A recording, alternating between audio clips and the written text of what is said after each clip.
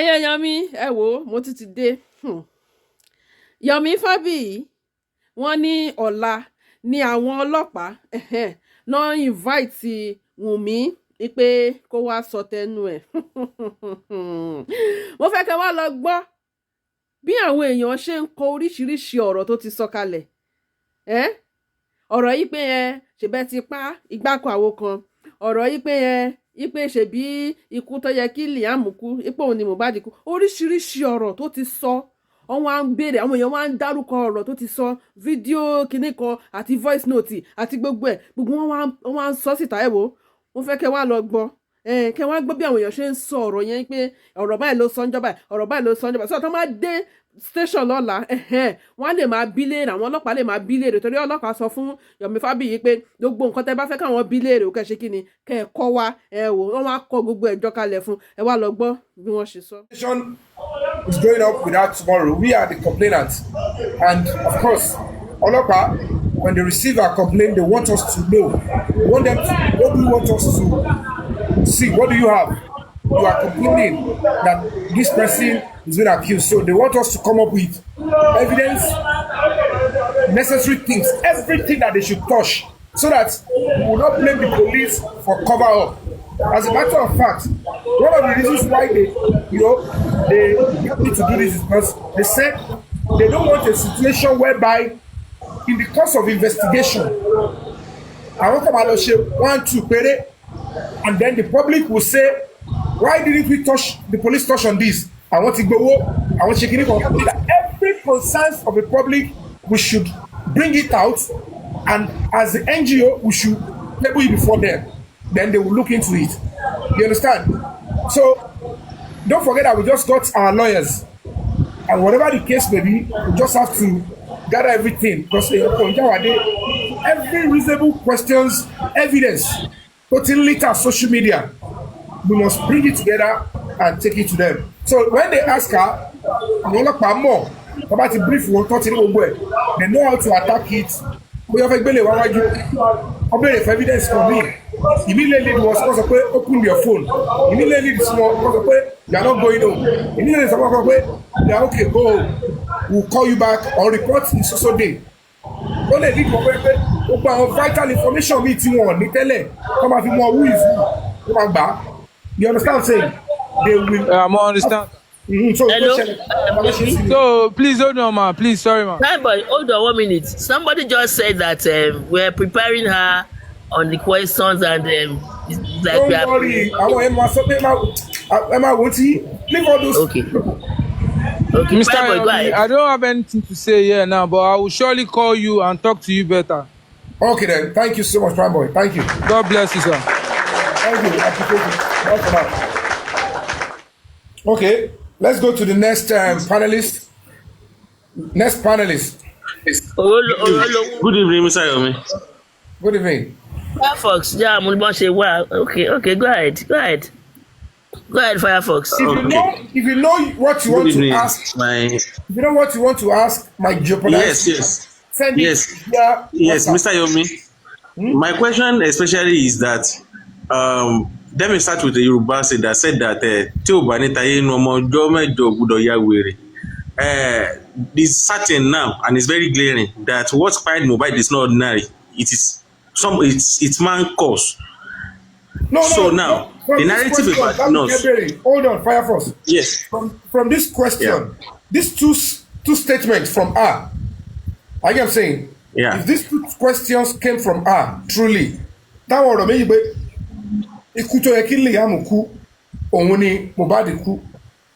of course, we don't know our answer. I don't think anybody has the answer. So, no problem on that one. Then, you have pied him. Come and take your trophy. Like I'm saying, we want to know who is she referring to.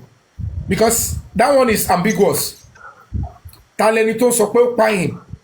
means she is confirming to the authority that it's not a natural crime. Do you all understand now? She's confirming that whatever happened to him. So, she knows here, or who else? Or That exactly. That is look where at it my own question holistically. is. She might be speaking her pain, her truth, but as a Jomode, you know all this Gen Z, when you come over, selfie, you know what I'm saying? You cannot blame them the way they see social media. They understand. Tell your logo, welcome on board. So you cannot really fault fully. Kobi Kobeya, she's not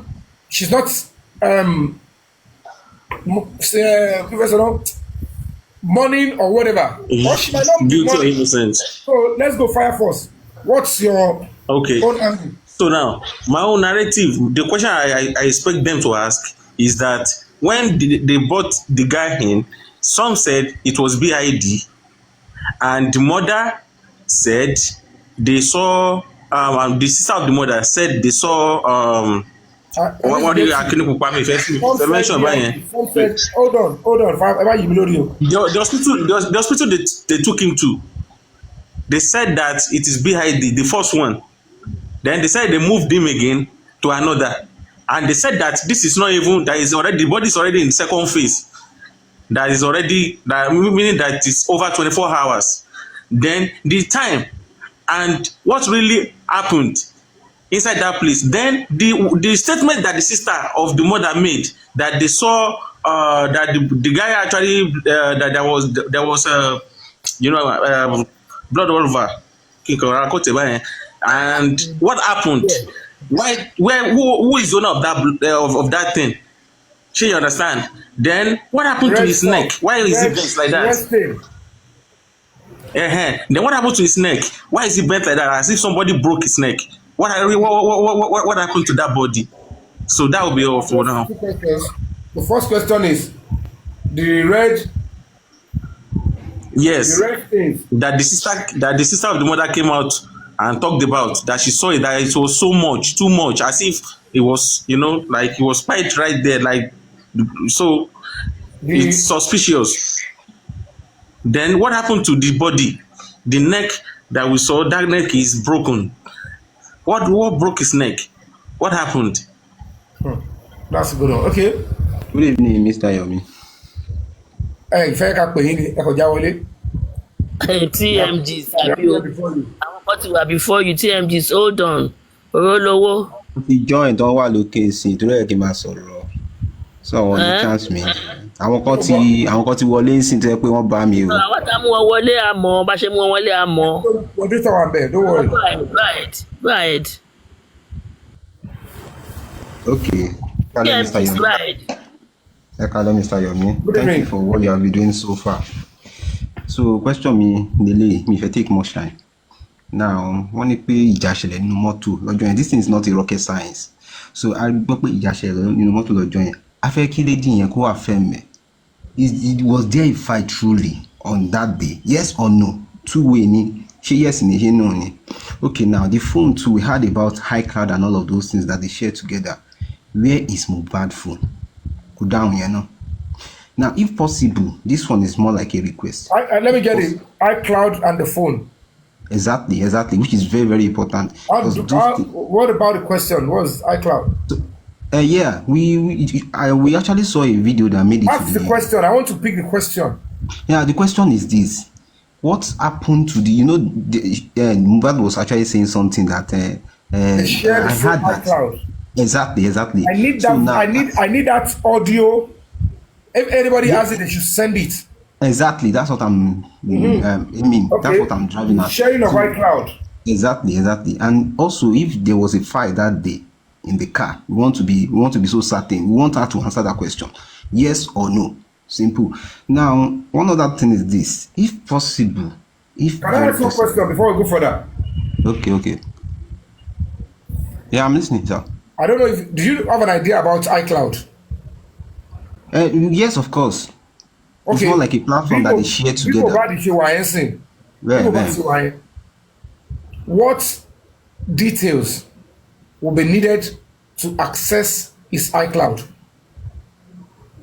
Or what details, because we are ready to provide iPhone. That's one of the things we told the police, that there are so many things in the course of this investigation. We would have to buy probably maybe a fairly used iCloud or a new iPhone, iPhone 14, 15, maybe iPhone 12 or 10. So okay. Tell if you know, okay. Tell if you access the information here, Abi. Apple ID.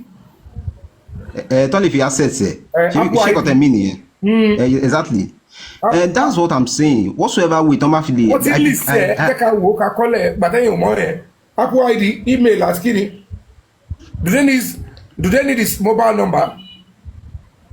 I'm not too sure about that. Okay. About that. But I believe those people will have a number. way to check that information. Exactly.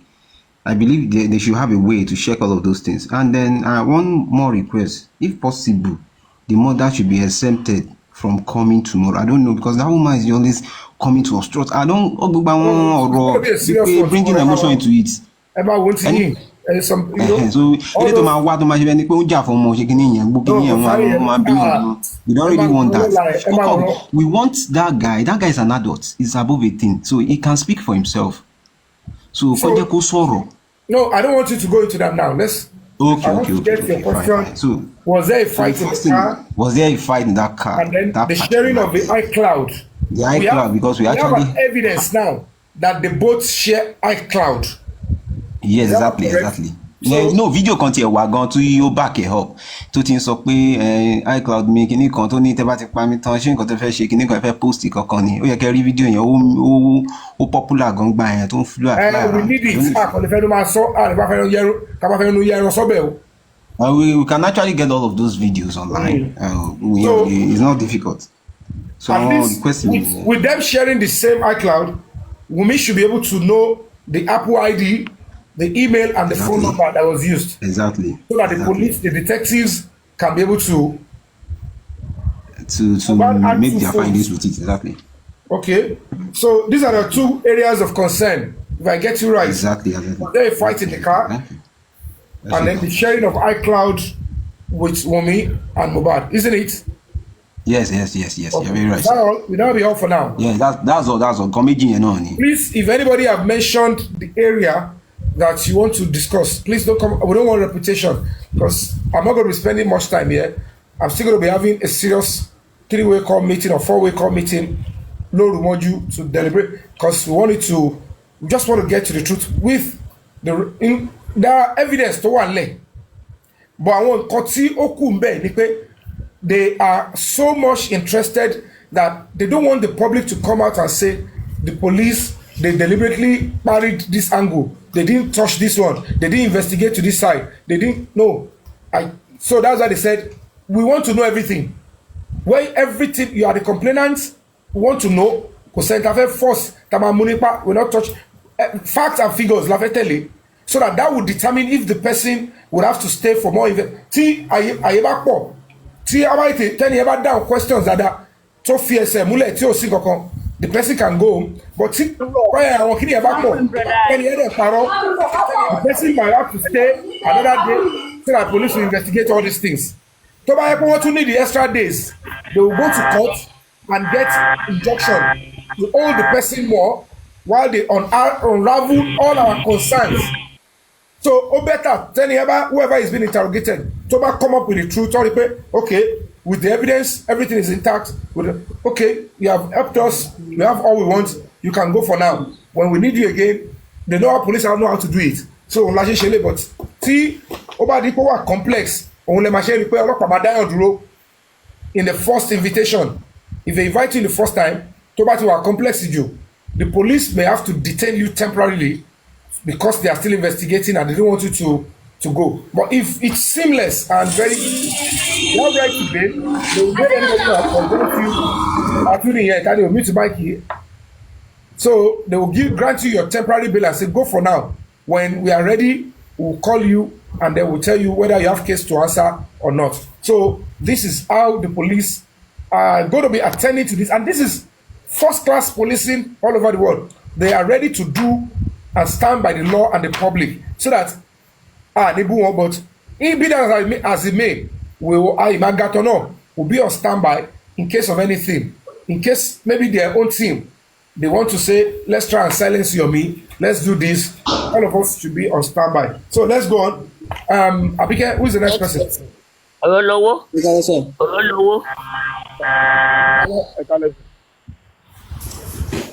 Orolo. Go ahead, please.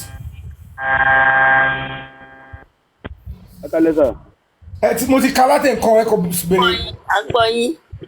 Ẹ jọ ẹ di go straight to the point, sir.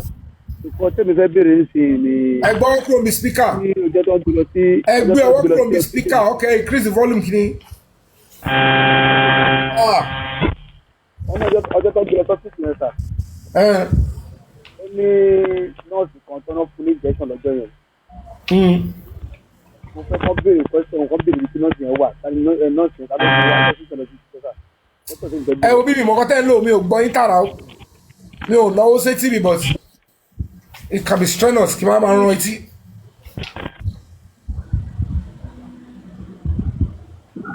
Ẹ sáré sọkọtẹ fẹ́ sọ àgbáyé dáadáa. Ọjọ́ tó ń gbé lọ sọ́sítù yẹn sà. Ṣé gbọ́ bí wàá yẹn? Ó yá mo ń gbọ́. So ó ní nọ́ọ̀sì kan tó ní wọ́n fún ní injection ní hospital yẹn lọ́jọ́ yẹn. So kọ́ béèrè ibi tí nọ́ọ̀sì yẹn ti wá, ibi tí nọ́ọ̀sì yẹn ṣe hospital yẹn nọ́ọ̀sì yẹn ti ń ṣiṣẹ́ ni. Ta ló ń rán nọ́ọ̀sì yẹn wá? Question tí mo fẹ́ béèrè tí mo fẹ́ kọ́ béèrè sà. Sá. Wọ́n ti ṣe gbogbo ìwádìí yẹn, wọ́n ti sọ ibi tí nọ́ọ̀sì yẹn ti kọ́ṣẹ́. Ok. Wọ́n sọ pé freelancer ni kò níbi tó ti ṣẹ́ lọ́wọ́lọ́wọ́ gbà yẹn. Ó kàn máa ń rìn káàkiri. Ó máa ganu sí.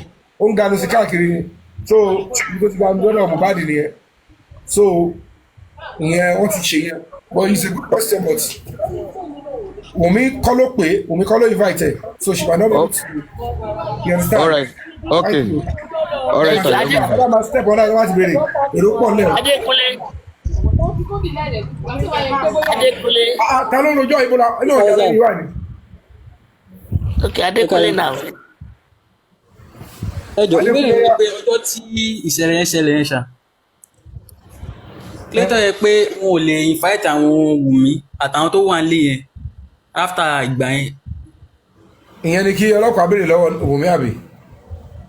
Àzínú èmi kẹ́hìn béèrè ni pé kílé tí mo lè invite wọn. Àní ẹ má béèrè lọ, ìyẹn kọ́ là ń ṣe ń sìn. Ẹ kọ̀ ganuwa, Mr. Adékúnlé bàbá yín jà o. Ìbéèrè tí a fẹ́ kọ́ béèrè lọ́wọ́ Wunmi kẹ́rù pé ó máa help investigation. Ṣé mi ò lè mọ gbọ́ ẹ̀ náà? Okay. Nígbà tí wọ́n kọ́ béèrè kí ló ṣẹlẹ̀ nílé àkọ́kọ́ statement á máa lọ lé ni o. Ẹ máa tún blame ọlọ́pàá òṣè kankan o. Tó bá kọ́ débẹ̀ lọ́la, wọ́n á pún dáadé àkọ́kọ́ akọ́ máa lọ lé ni. Gbà tó bá rí nǹkan tó máa béèrè tí ó ṣe evidence máa fi hàn. Police need something to show her and questions to ask her that okay this ó yá ọ̀rọ̀ tó bá ń sọ wọ́n máa wo countenance wọ́n á wo gbogbo ẹ̀ èyí táwọn bá ní evidence lọ́wọ́ wọ́n á ní kí ló fi rí báyìí. They would have reviewed it and do many things. Nígbà tí ṣé gbogbo ẹ̀ lè máa mọ̀ ni. And don't forget that fine, our own lawyers are going to be there. They will be getting the same briefing and push it because it's our nǹkan ṣe ta sọ pé àfẹ́ kí wọ́n get justice. Ọlọ́pàá dẹ̀ bá wà pé àmọ́ ohun tí ẹni lọ́wọ́ èyí tẹ́ bá complain ẹ̀mú wa tó náà wá ṣẹ̀ṣẹ̀ fẹ́ ṣe ìwádìí ni. So they will now investigate in line with the evidence in their hands. So ẹni tó bá débẹ̀ tó lọ parọ́ fọlọ́pàá tọ́ni okay now write your own statement which is binding under the law. To bá kọ́ with the support of your lawyer to wá parọ́ síbẹ̀ the evidence wá jáde you are already telling them to charge you for they can charge you directly because any irọ́ tó bá ti pa tó ti ṣòkò fẹ́ cover n tó pa Mohbad you are going down especially when they have something contrary so they need to know. ẹ ti understand. Yeah. Ben Cash. Thank you so much. Ben Cash. Ben Cash. Ẹyẹ tó ń darí sí information mi fẹ́ dé Dubai. Ẹ jọ bàbá yẹn sọ orí tó ń bá lọ́ọ̀yà Mohbad ń bẹ̀ ń jọ yẹn. Okay. Yeah, so táìmù wo ni lọ́ọ̀yà yẹn débẹ̀ táìmù wo ni wọ́n pè é kí ló wá ṣe. Okay, kọ́bìnrin lọ́wọ́ mi pé táìmù wo ni lọ́ọ̀yà yẹn débẹ̀. Yes, táìmù wo lọ́ọ̀yà yẹn débẹ̀ kí ló wá ṣe ń bẹ̀ báwo kí ló mọ̀ nípa kí lọ́ọ̀yà yẹn gan-an ó yẹ kí wọ́n interview lọ́ọ̀yà yẹn gan fúnra rẹ̀. Àwọn ò interview ẹ̀ rárá wọn ò gbúrò ẹ̀ rárá jẹ́ ìgbúrò ẹ̀ lórí kéèkì. gbogbo ẹ fìyẹ́lẹ̀ fọlọ́pàá n question tó máa béèrè lọ mi ní kí ẹ má jáná sí i ẹ kò béèrè ká lè lọ tá bá ti ẹjọ́ kan la fẹ́ lòun sí yìí o this is technical aspect of this stuff tá bá ti treat gbogbo tó yẹ ká treat kàbọ̀ sí next kìíní ó ti yẹ yín ẹ má wọrí ọmọ owó yẹn máa ṣe gbogbo yẹn inú ọ̀rọ̀ wọn ló máa gbé everybody débẹ̀ gbogbo èyí tí wọ́n bò tẹ́lẹ̀ yẹn táwọn tó ṣe tẹ́lẹ̀ yẹn ò ṣe ṣe ń gbà yẹn nìyẹn wọ́n lọ́pọ̀ ti jẹ lọ wọ́n ò lè jẹ lọ wọ́n bá because gbogbo eléyìí tí wọ́n bá ti ṣe àwọn òkọ ọlọ́pàá ní àwọn òfẹ́ kọ́ bá dàbí pé they are playing hanky-panky. This second one afẹ́ ta fàfọ́gbọ́n rẹ̀ lẹ́ẹ̀kejì gbọ́dọ̀ miss and they don't want us to say look at the public look at the police they didn't ask this one. No, they want to touch everywhere. So they're looking for evidence and they are asking us to supply anything that will, buttress their own, investigation. And if it is nice, they'll go ahead and, start the prosecution and trial. So let's go on. Thank you, Tinisco, for that one. Next person. Good evening. Yes, sir. Mr. Yomi, Ọlọ́run aṣọ́yìn lọ ṣọ́yìn bọ̀ lágbára Ọlọ́run. Question tèmi fẹ́ béèrè ni pé èèyàn mélòó ló wà nílé ìgbà tí ìṣẹ̀lẹ̀ yẹn ṣẹlẹ̀ number one. Kán tó kúrò nílé èèyàn mélòó ló wà nílé. Then ìgbà tí wọ́n tún dé padà láti show tí wọ́n lọ èèyàn mélòó ló wà nílé. Then àwọn boys tó wà ní mọ́tò tó declare pé ó ti ṣaláìsí. Is it okay to ask that who locked the door? Or ṣé wọ́n ṣí lélẹ̀ ọ̀tá lọ́ fílẹ̀ nílé. Bẹ́ẹ̀ni, what I'm trying to say is that how many did they leave anybody at home when they left for the show, and when they came back is anybody at home when they came back, or they opened the door themselves? Okay. Then the second question is again when they declared him. Wait, what was it? There's a last year. Wọ́n ní pé gbà tó ń lọ fún show tó ń lọ èèyàn mélòó ló wà nílé tí wọ́n fìyàn lẹ̀ sínú ilé then gbà tó ń dé tí wọ́n báyàn nílé táwọn ló ṣílẹ̀kùn fúnra wọn tí wọ́n bá anybody nínú ilé. Yes, that's a very good question.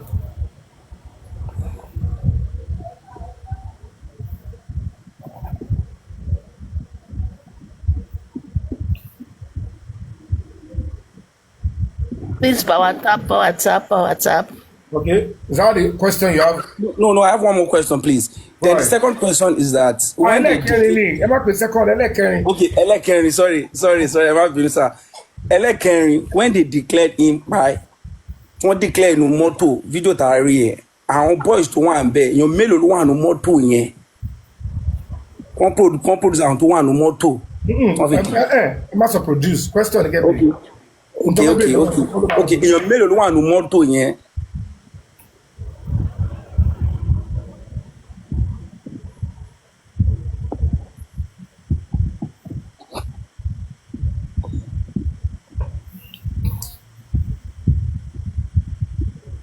Even as a matter of fact, if these are the questions that are yet to be answered. See, báwo ni polygon ṣe fẹ́ jáwọ́? Lè jáwọ́ case because it's like nothing has been done. Okay, thank you for your question, Avi. Yeah, you're welcome, sir. Thank you for your support. Clement, are you ready? Adeshina. Okay, somebody is asking here, what was the fight about? Let me get. Hello, Yomi. Ẹ bá wo comment section. Àwọn question mi wà ń bẹ̀. Hello, Yomi. Hello, ma. Hello, Yomi. Hello, tàbí tí orúkọ ní. Adeshina. Okay, go ahead. Yeah, my question is, there was a time Wunmi was invited on the platform. Okay. And this is about the quest about what Prime Boy said about the CCTV.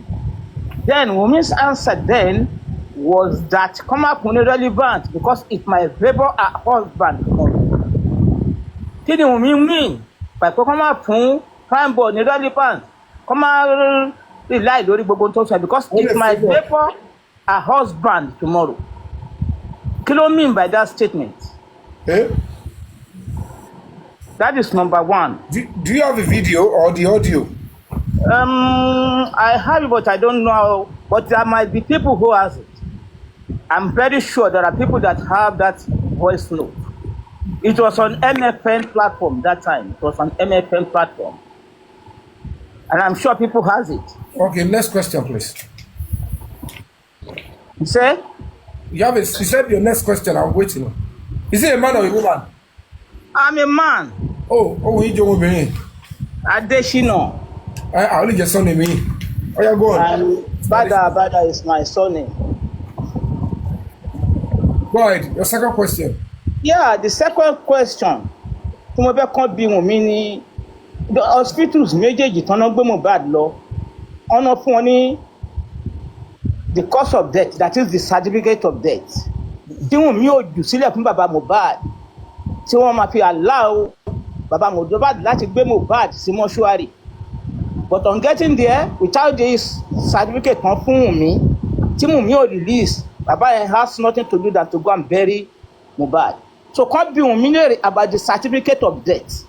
It's doctor's report. Doctor's report. The doctor's report. Yeah, the doctor's report. Because there was a doctor's report. She should provide it now.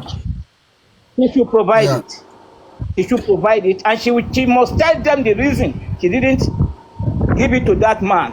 No, she might want to. You don't important to provide. Yeah, she's the one. She might hold it. Okay. Okay. Thank you very much.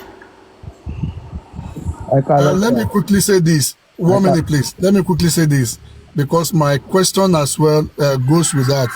Now, nígbà tí wọ́n dé hospital yẹn tí wọ́n fún wọn ní doctor's report, why tí wọ́n lè advice wọn pé kí wọ́n gbé body yẹn lọ sí morgue, why tí wọ́n gbé lọ sílé? Good question. Again, from Adeshina látẹ̀wọ̀ tiẹ̀ before I clap for your own. Adeshina, I will give you your own clap. Let me ask your first question, Senate President. Why was the body? Yeah, why was the body taken to home instead because of the morgue? Because they are meant to go and report to police, get police reports, and deposit it in the morgue. Yeah, exactly. So that is first question. Second question is pé. Hold on, Baba, mi share kọ́ọ̀tì.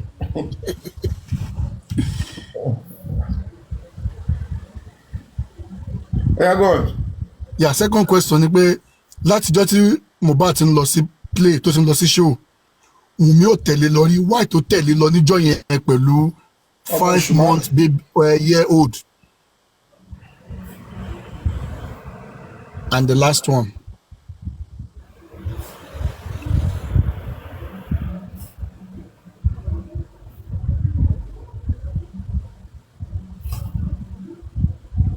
Where go on? Yeah, the last one. Níjọ́ burial tí wọ́n ń sin Mohbad yẹn picture, we have the picture, we can provide that for you. Ó show pé forehead Wunmi ó wú. So kí ni nǹkan tó ṣe?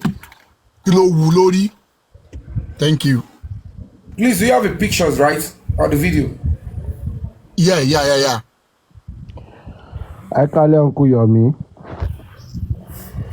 Hold on. Abike, are you not there? Is that the next person to talk? Thank you, Senate President. Thank you. I call sir. Uncle Alabi, go ahead. Yes, sir. Okay. Yeah, I call sir. Kémi tó lọ síbi ìbéèrè tọ̀dọ̀ mi sir, mo kàn ní observation kékeré kan sir Uncle Yomi. Because àwọn kan máa ń fẹ́ wà tó jẹ́ wípé based on security purpose wọn kì í fẹ́ like láti wá sókè báyìí. Mi ìbámu lábàá pé tó bá ṣeé ṣe kẹ́yìn náà ní maybe free line kan débi wípé people can be able to call and express. Àti filẹ̀ tipẹ́. Ṣé kọ́ repeat? Fẹ́ kọ́ repeat ẹni kọ́ má ba block wa. Okay, tó bá ṣeé ṣe àwa kan náà like láti gbà. That's number one, sir. Ẹ lè mú lórí kíní Uncle Yomi. Ó wà print sórí ẹ̀. Okay. That's number one, sir. Number two, ní ọjọ́ tí wọ́n kúrò ní mọ́tò tó gbé wọn lọ, company wo ni ó supply wọn ní mọ́tò tó gbé wọn lọ sí show yẹn lọ́jọ́ yẹn? Driver tó gbé wọn lọ, at least tá bá get irú driver yẹn, he will have a lot to say to máa help situation yìí. Ìyẹn ni number one. Number two, kí ni nǹkan tó ṣẹlẹ̀ according to ní orí Third Mainland Bridge àbí nǹkan kan? because a gbọ́ wípé since number one driver bí. driver tó gbé wọn company tó gbé wọn tán ti rent mọ́tò yẹn kán bá wa profile driver tó gbé wọn lọ lọ́jọ́ yẹn. No, I'm not talking about what the police will do. Am I sọ bó yẹn? Okay. We're not meant to talk about how they will go with the operation. Kí ni kí wọ́n béèrè lọ́wọ́ Wunmi to help? driver yẹn sà or company sàmì mo bẹ́ẹ̀ ṣe lè bá mi. Hello, gba driver. Yeah. Hold on. Hello. Hello. Hello. I call him. Hello.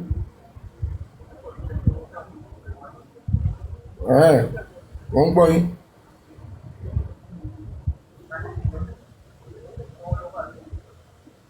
Okay.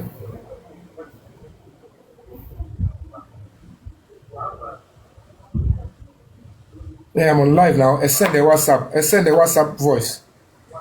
Send it via WhatsApp. Me, they should show in different places. I send the WhatsApp. Voice. I said, I appreciate that, sir. Thank you. I will appreciate that, sir. Thank you. I appreciate it. So, méjì. Ẹ máa kọ́ lọ gba live show yìí o, ẹ máa double click, ẹ power tap. No. Ẹ dẹ̀ máa fi gift sí kó lè strong. This is a gift app. Number 2, sir. Kí ló ṣẹlẹ̀ lórí Tomiland Bridge? And number 3, phone forensic fún gbogbo wọn yẹn. Ẹ má sọ àníyẹn ní tọ́ máa bèrè lọ, ẹ má dà kíní irú. Ó ti yé mi, sir. Ṣé omi ló máa lọ ṣe fún forensic ni? Ó ti yé mi, sir. That is your concern. Tẹ́lẹ̀ pé as a member of the public, kí ló ṣẹlẹ̀ ní justice, kí ni kọ́ bèrè lọ́wọ́ ẹ̀? Kí ló ṣẹlẹ̀ ní Tomiland Bridge? Àtọ́bá lè ta ló gba driver yẹn kọ́ dẹ̀ bá wa produce ẹ̀. Thank you very much, sir. So your second question is? The second question is kí ló ṣẹlẹ̀ ní Tomiland Bridge? Okay. And first one, ta ló gba driver tó gbé wọn lọ?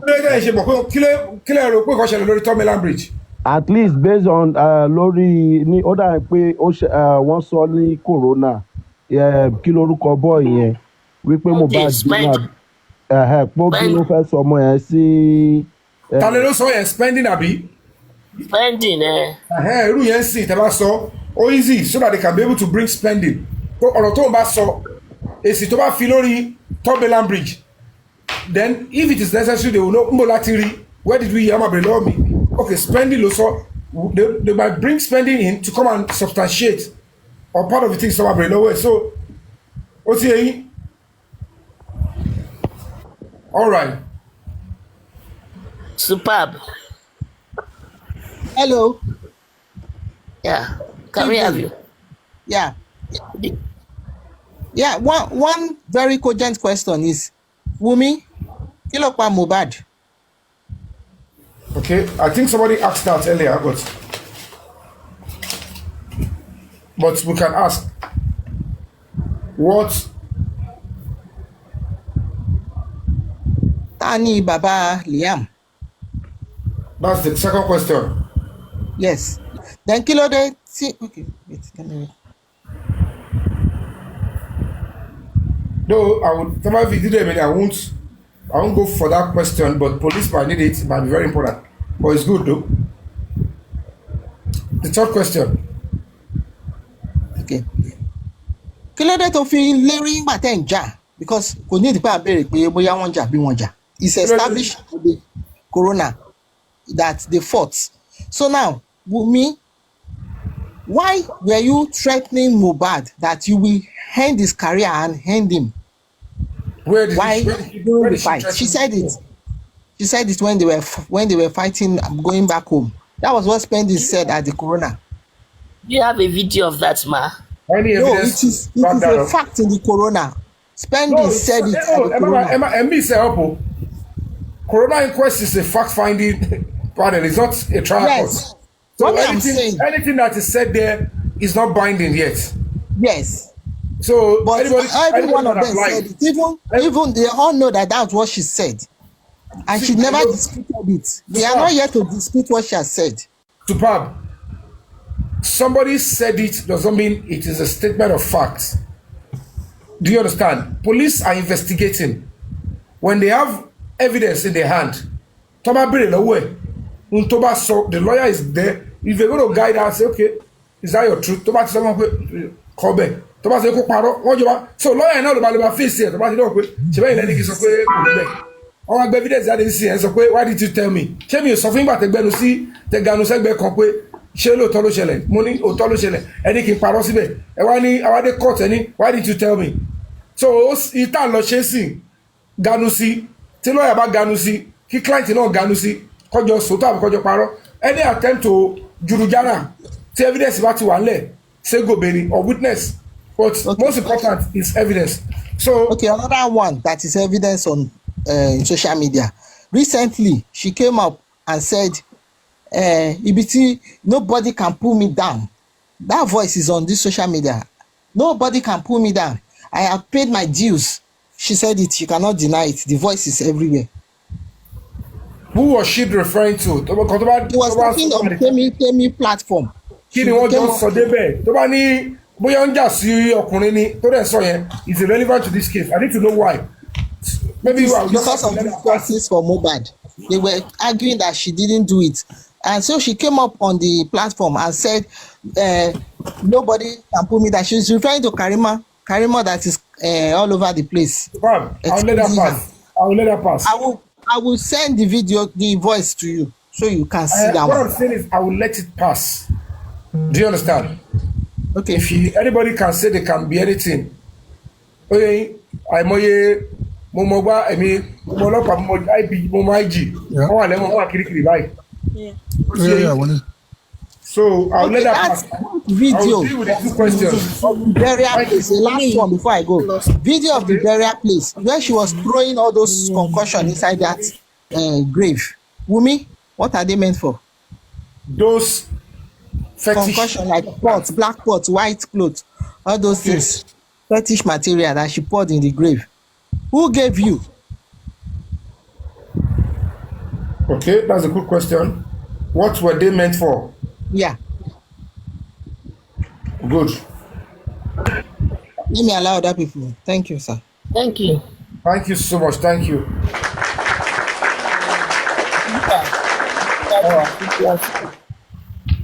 User 3615, hurry up. Before you come in, say President, if we have touched all relevant places with evidence, we can always round up so that we can do other things. You understand? So that our can repeat our immediately you realize that. User 3614. Kule, if they have anything. The two of them only, then we can. Who is the next person? Kule, let's ask Kule. Yeah, good evening. Thank you. First of all, concerning the iCloud account and how to retrieve whatever, the best person that can do that is the police through the application to the court. So if the court, if the police gets and gbọ́ràn ni ẹ máa sọ fún wa bọ́lọ́pàá ṣe máa ṣiṣẹ́ wọn question wo ni kọ́ béèrè lọ́wọ́ Wunmi. All right. That is, you are a member of the public that you think you have evidence or tó bá béèrè ó máa help ọlọ́pàá láti unravel òótọ́ nta nídìí yẹn how they will go about it they will know how to police know how to do that one. Ẹ báyìí kọ́ máa rí wa pé iṣẹ́ àwọn lè fẹ́ máa kọ́ wá ṣe wa ni ohun tí wọ́n fẹ́ gbọ́ they might be looking at us àwọn kan wo ni káwọn prepare so that public will not come back tomorrow and say look at them they didn't even look into this area they wọ́n ti gbowó wọ́n ti filẹ̀ wọ́n ní kó máa lọ àwọn adé court wọn charge lọ sí area abẹ́yẹn that's what I'm saying. So ask your question. Yeah.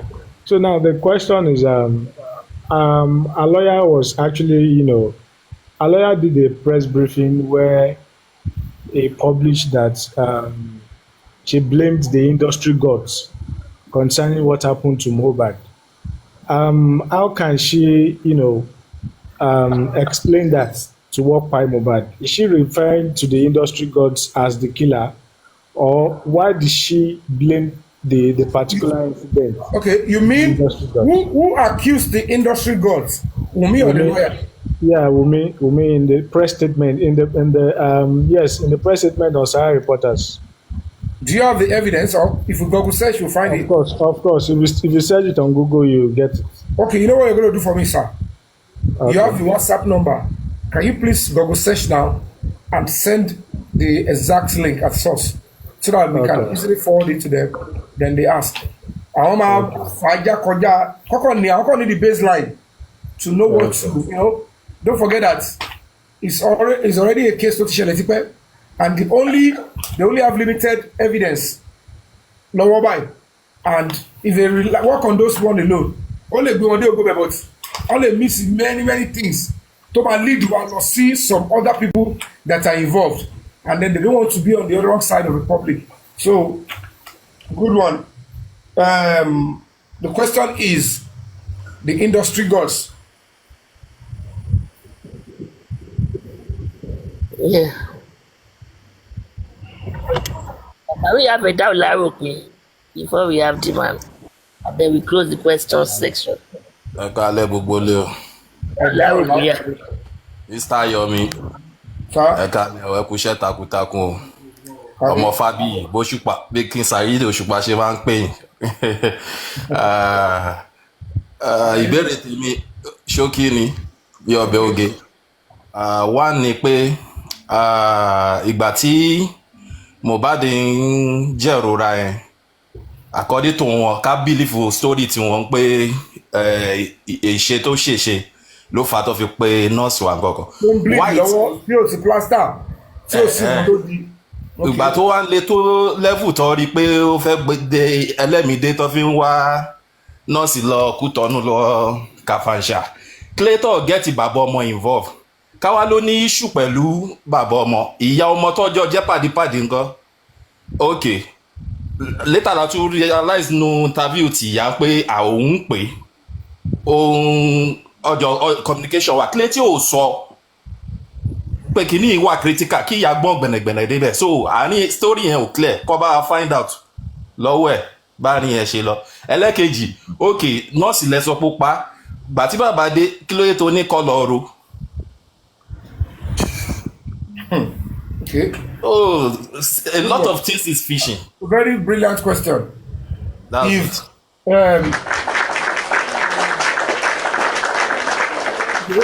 if the nurse is responsible for most deaths, at least one bẹ̀rẹ̀ ta ló rò pé ó pa Mohbad. From what happened, is it the nurse or who? If the nurse is actually responsible for most why suggest, but do we have proof that she said that?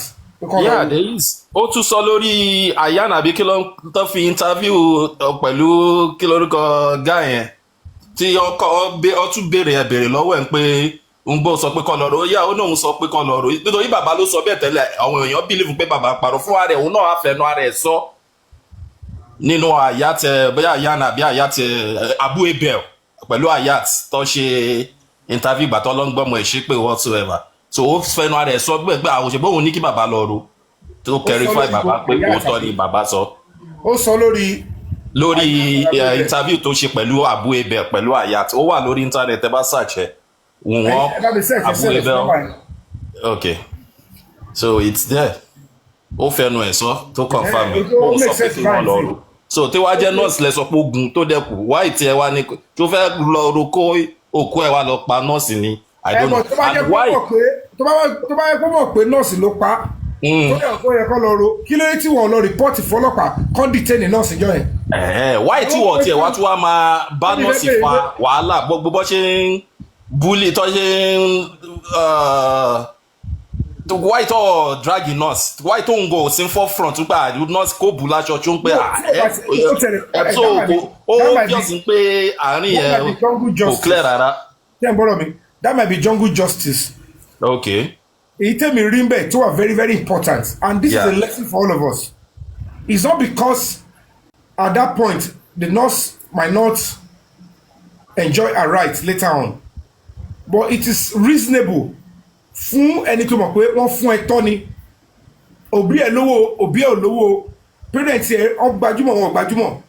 If truly Mohbad is a person of interest to some people tó ń lù káàkiri tó ń threaten life ẹ, or the kind of music Tony is attracting enemies, and eventually ó wá ṣìṣe lọ́wọ́ ẹ wá pe nurse pé kó wá lẹ́nìí one of your circle ó fún yín nọ́mbà nurse yẹn wá lóhùn ráyè lẹ́nìí ó ní òdìjọ́ kejì let's assume the truth nurse yẹn wá ń bọ̀ ọjọ́ kejì ẹ mọ ibi tó ti ń bọ̀ ẹ mọ ibi iṣẹ́ ẹ mọ anything ẹ mọ bóyá ti ambush ẹ lójú ọ̀nà the next thing the nurse eventually came injected your husband to an extent that he died tẹ́ ẹ bá tiẹ̀ tí mọ̀ pé ó died nínú ilé ẹ wá rí i pé ẹrù dé first hospital wọn tiẹ̀ gbà wọn tiẹ̀ sọ pé kó treat ẹ̀ ń bẹ̀ wọ́n jẹ́ kó yẹ pé this is òkúlẹ̀lẹ́gàntà o bid ẹ tún lọ sí second one wọ́n ní bid tó bá béèrè lọ́wọ́ yẹn ẹni tó lọ́mọ yẹn tó bá béèrè pé how did it happen or if it is a society that they know that a case will come they should know that at some point the police will ask what happened if the police now ask you how did this person died this is come and get it famous gan come get normal citizen we should always have it at the back of our mind as a society that the police will ask at some point how did this person died how will you now say he just came in he injected him and then he convulsed he helped him convulse tó ti bẹ̀rẹ̀ sí pọ̀ tó convulse ìyẹn ò ń ṣe normal thing then he died even if you don't suspect the nurse for you to be a very honest 2IC your husband ẹni tó nífẹ̀ẹ́ normally on a good day you are meant to report the case to the police and say nurse we cannot decide this on our own we don't mean any evil we are not saying you killed him it could be medical negligence it could be professional negligence it could be anything it could be mistake it could be that he died naturally please let's go and incident this case so that the owner of the person when they come they will not accuse us of hanky-panky so that way before they even because at that point if the intention is let's go and put him in the morgue are you know what I'm saying okay we don't want to put him in the morgue until the parents come and they decide certainly they should of course wait or go to police station go and incident it and say this is what happened we've returned him to the house ibi tó ń ṣẹlẹ̀ sí òwúrẹ̀ ọlọ́pàá ẹ máa bọ̀ ẹ wá wò because they have right to show concern nígbà tẹ̀lé ti show concern dẹ́pàdà sílẹ̀ yẹn the police will come and say okay what happened in your house my husband he has injury in the hand somebody came in and the nurse where did the nurse come from the police will ask you where did the nurse who called in the nurse and where is her office which hospital tó bá mọ̀ yẹn they will ask you who called the nurse is it the person that died no it's not the one who called the person okay where did you call the person which hospital where is the nurse this is the nurse okay nurse sit here where are you working blah blah why which injection did you give and then the next thing will be okay write what happened how they called you to come and do this job and this person died in your hand that should be the way you called I was called to come and treat something I bring injection and when I got there then the police will go and look at the body it is when the police get there they will be able to detect and say nurse come here this is a body that I've been police officer for a long time this one no be body wey just kpai 3-4 hours ago this one look like body wey don kpai a day or 2 days ago so how come why is it so stiff why is it so this that is what the police will have seen so they evaded that all of them choose not to go and report to police because they know that is where the police will work and that is where I've been shouting that stop saying that anybody including the father went to report to police and they didn't respond because somebody said all stations said it's a lie that is never here mo le fugbe gbari police in Nigeria ò tí worse débẹ̀ yẹn even if they will still cover it up they will still give you audience because it is about somebody died this is that thing cannot be recovered again police would naturally give you attention and say okay let's have your it's a complaint if you want to write complaint they will tell you they will say go and report homicide somebody died write your complaint what happened write it there then it is when the police go and do their own observation then they will write a report and say We have taken all the images, information around where the person died in the body. Then we have to go. Police will now be the one to write a report by themselves and go and deposit it in the morgue, so that they will now pass the case to the people in charge of homicide in Panti. That is the way it is normally meant to be. Not the want to go and bury. You are not going to decide when to bury that kind of a corpse until police finish their investigation. That way, they would have seen reason why they will have to go and condone the entire area and get every fact they need. So at this point, I'm going to be expecting that question. That's my own angle of question. The question is, when he actually died, why did you refuse to report it to the police? This is a very serious question, and learn from it so that they will not ask you the same question when somebody died around you. The question is, why did you, Miss Cynthia Aloba, when in your face the nurse injected your husband and he convulsed and he went into an ability rehab, whatever it is, and you rushed him within 10-20 minutes, you knew he is gone. You went to the second hospital, under 40 minutes or 1 hour, you knew he is gone. You are now looking at a nurse that you never met before, a nurse that you don't even know her house, you don't know the hospital, a nurse that even gave you a day gap before she can come and attend to your husband. You are not even critical of the fact that, excuse me, did anybody ambush you on the road? Did anybody call you? Did you speak to anybody? Because somebody that is part of this, my friend, my husband, only know you. We don't know you. Did you speak to anybody? That way, why didn't you go and report that to the police so that they can detain the nurse and help you know whether she is complicit, or maybe along the line somebody has said, Omo, this is an ample opportunity. Those of you that have been looking for how to buy Mohbad, that you have been beating me around, that you want him to go by all means. See, Mohbad don't get injury, and one nurse they come tomorrow. This is the number of the nurse. Speak to that nurse. The nurse will finish up for you. Any layman will know that is a possibility. That is if truly the nurse actually met Mohbad alive and injected him.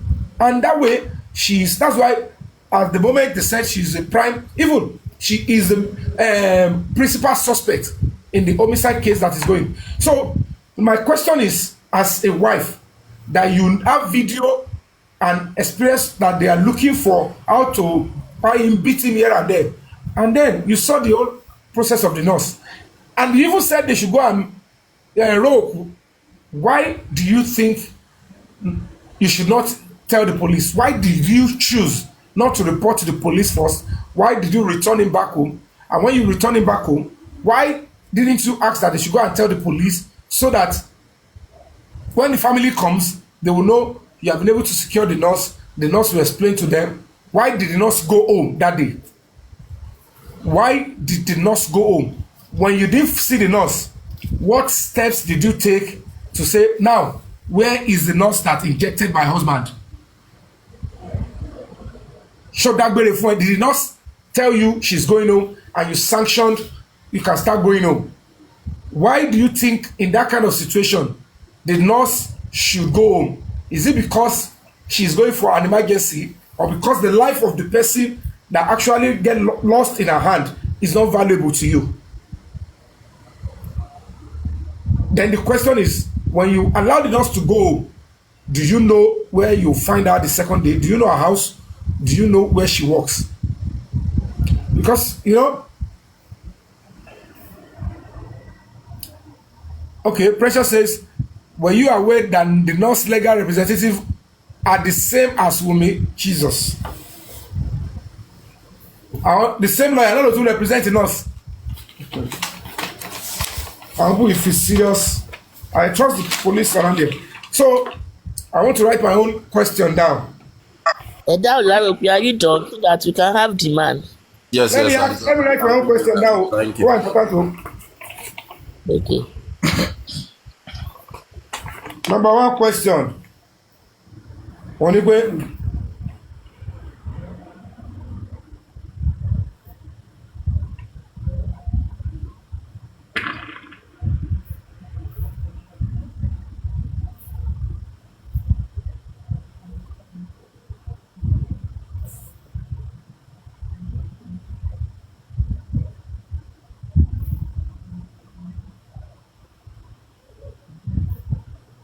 Because ẹni tó witness nǹkan ló yẹ kó report lower in a better position to report to the police. Then the second question is,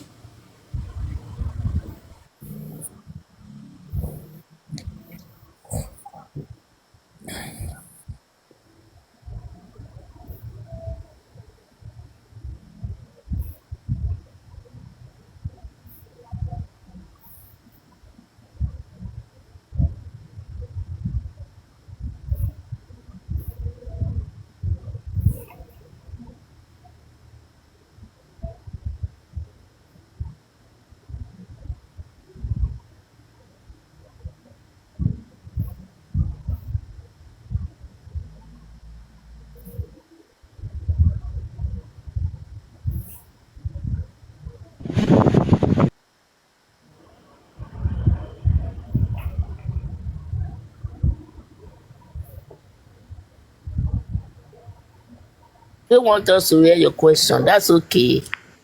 okay. Yeah, the very last person here. This is the last person. The man. Okay, sir. Man. Let's have the man. You see, at your press conference, Adura made us to realize that that 3-second video, that the 3 people there is Wunmi, Mohbad, and one other person. Wunmi should be able to tell us who that other person is and why that person is in that house at that particular time. Okay, now. Thank you.